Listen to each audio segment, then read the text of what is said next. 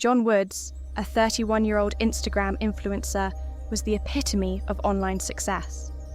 To his legion of followers, he was a beacon of confidence, a modern-day demigod clad in gold chains and driving exotic cars. But beneath the surface, John was something else entirely. A manipulator, a parasite feeding on the insecurities of others. Being an influencer wasn't his ultimate goal. It was a means to an end. His real objective was to scam people out of their money, and he had mastered his craft with chilling precision. John's specialty was preying on insecure men. His courses promised to teach them the secrets to becoming alpha males, a term he neither fully understood nor cared to. It worked. That was enough.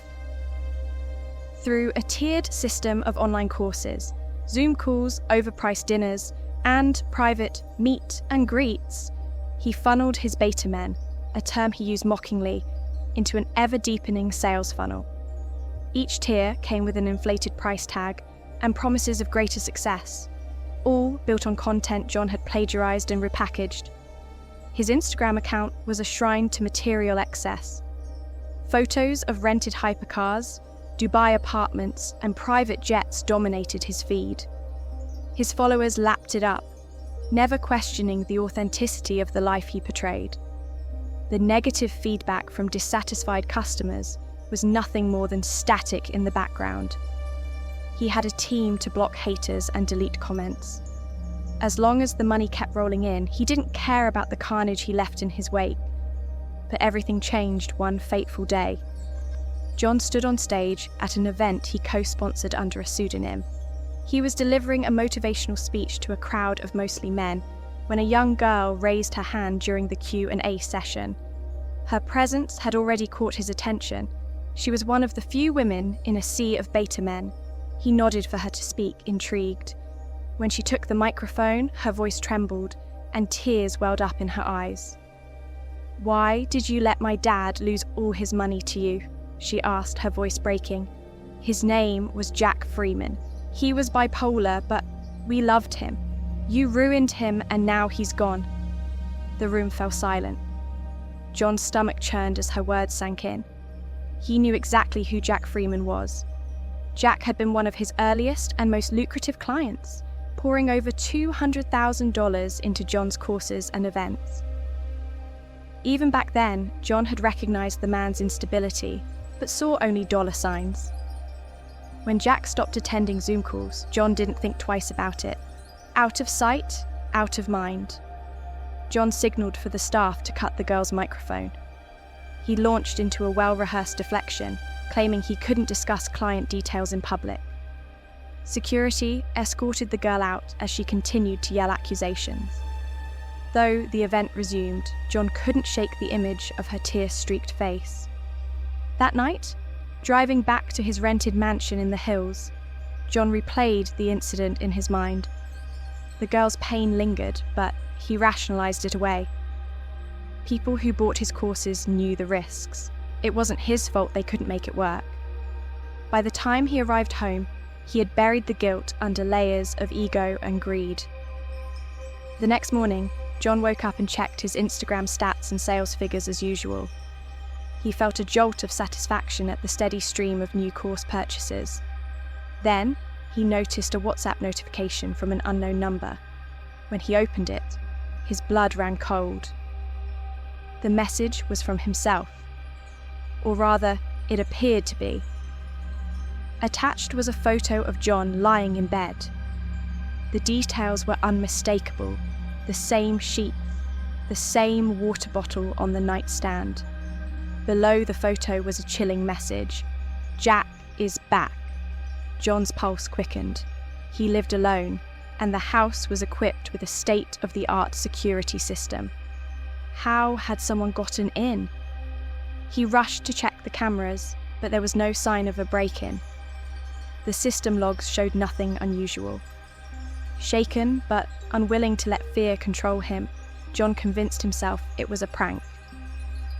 2 days later, John was at a photo shoot, posing with a rented Bugatti Chiron.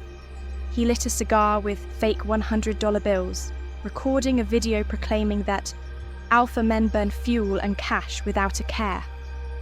The bravado felt hollow, but his followers would eat it up. After returning the car, John ordered a pizza for lunch. When the delivery arrived, he took the box to the kitchen.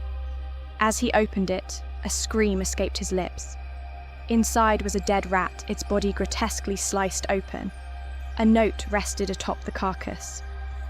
Extra toppings provided by your friend Jack Freeman. This was no prank. This was personal.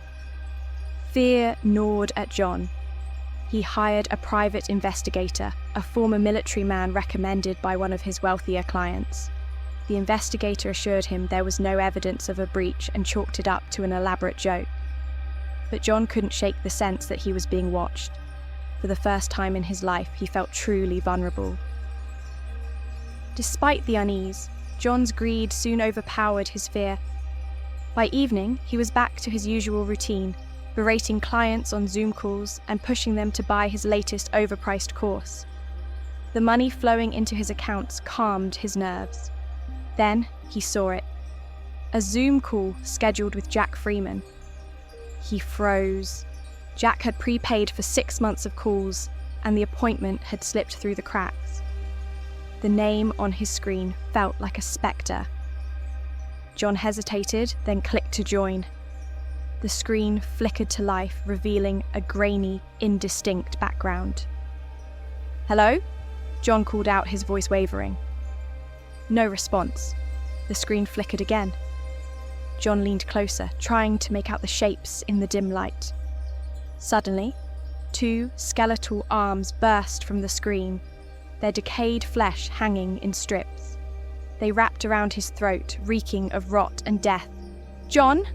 A guttural voice rasped. "For all you've done, you will come with me." John struggled, clawing at the bony hands, but they held him with supernatural strength.